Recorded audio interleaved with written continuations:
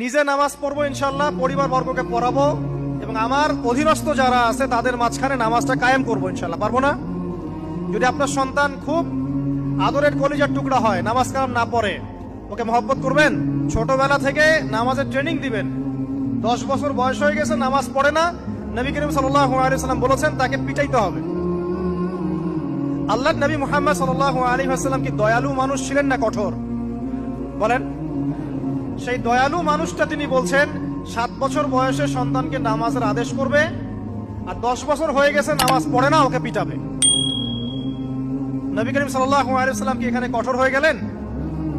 কেন এত তাকিদটা কেন? কারণ আল্লাহর নবী সাল্লাল্লাহু আলাইহি ওয়াসাল্লাম বলেছেন, মান তারাকা সালাতা মুতাআম্মিদান ফাকাদ কাফার। কেউ যদি ইচ্ছাকৃতভাবে নামাজটা ছেড়ে দেয় বা নামাজ অস্বীকার করে, সে ব্যক্তি কুফরি করলো। কি করলো? কুফরি করলে কেউ মুমিন থাকে?